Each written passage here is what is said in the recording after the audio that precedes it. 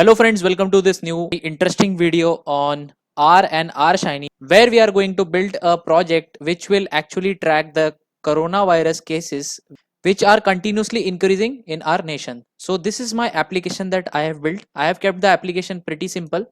So here you can see a navigation bar. We have three tabs here: home, exploratory data analysis and predictive analysis.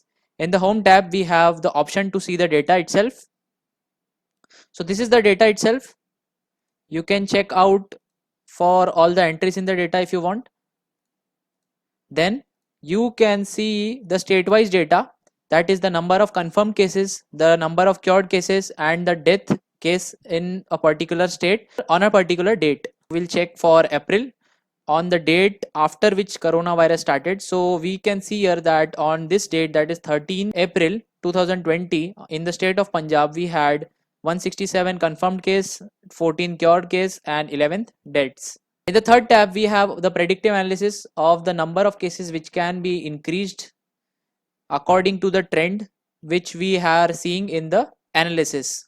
So how I have done the estimation and the predictive analysis of this project, we are going to see in this video. The things which we are going to see in this video are, first of all, the UI, how the UI is built on R Shiny, and then all the calculations and the input which are taken from the user. For example, here in the state-wise data we are taking input from the user of the date and the state, and then we are matching the number of confirmed cases, cured case, death from the on the server, and then we reflect it back to the UI.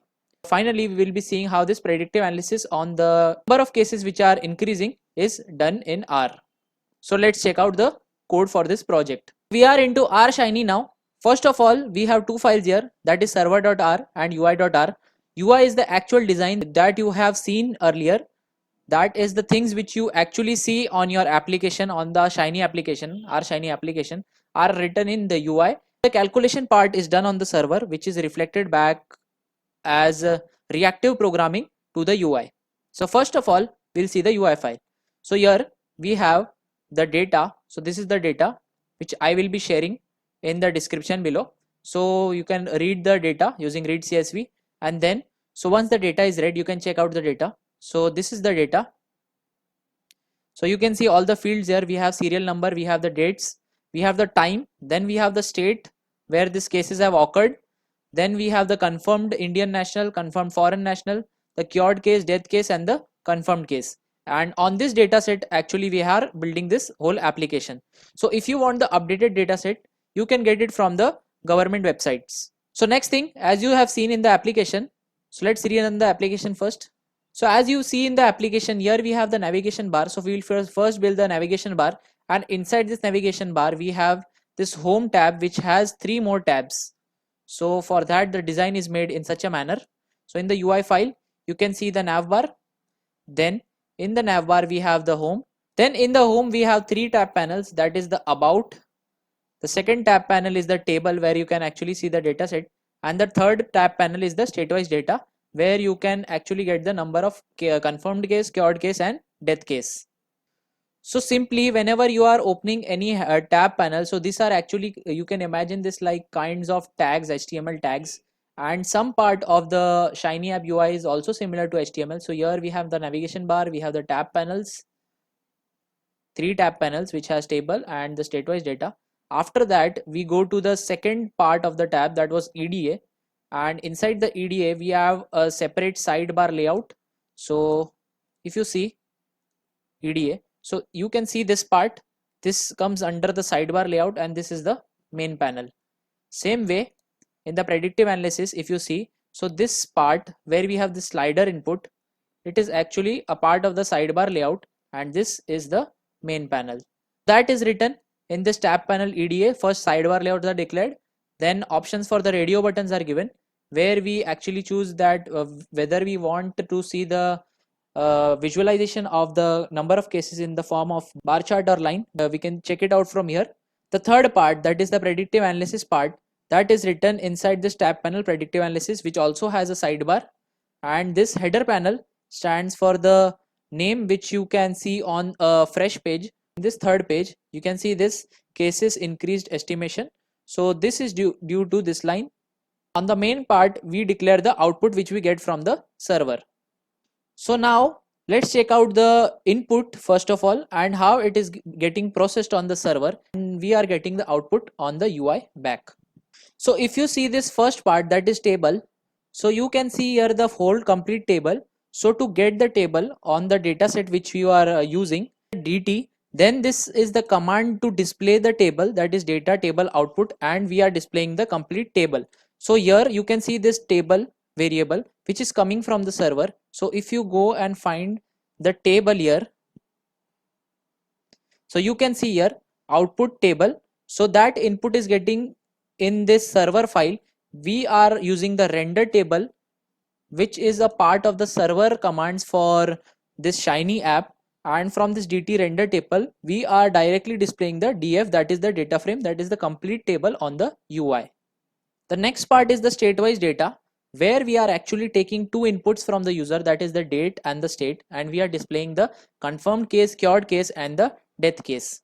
So firstly, we need to find the date where actually coronavirus actually started and the date till which we have the data for. So for that we have written some logic in our code so that we can get the accurate, confirmed, cured, and death case in our application.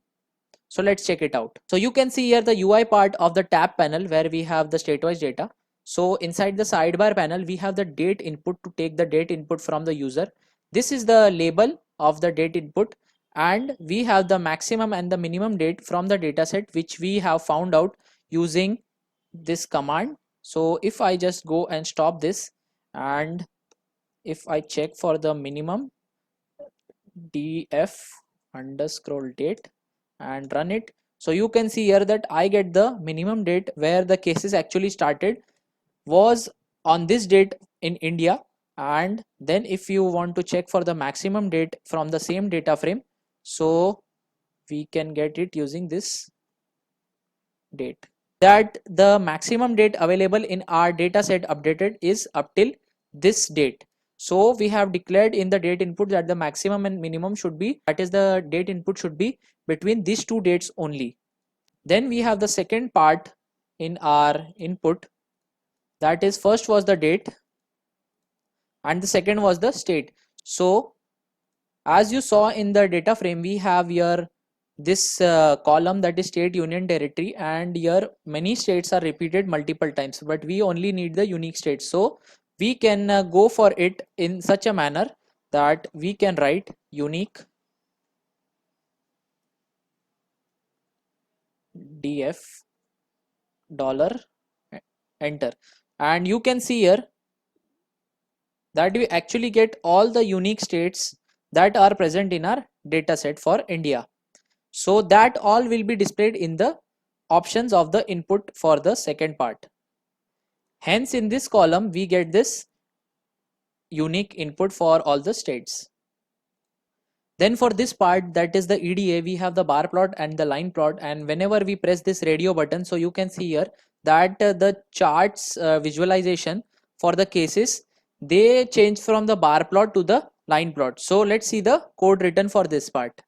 So in the UI part, we give the users two options, that is bar plot and the line plot, and according to what the user chooses, so we set this label, that is plot type, as B or L. So that goes to the server. So you can see here the output.plot, we render the plot that we have already for this UT.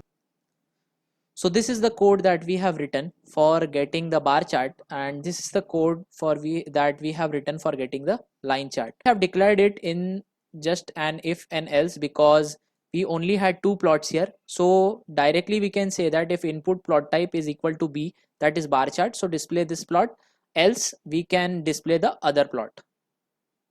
And the last part is this predictive analysis, that is the forecast of the number of cases that are increasing according to this slider input.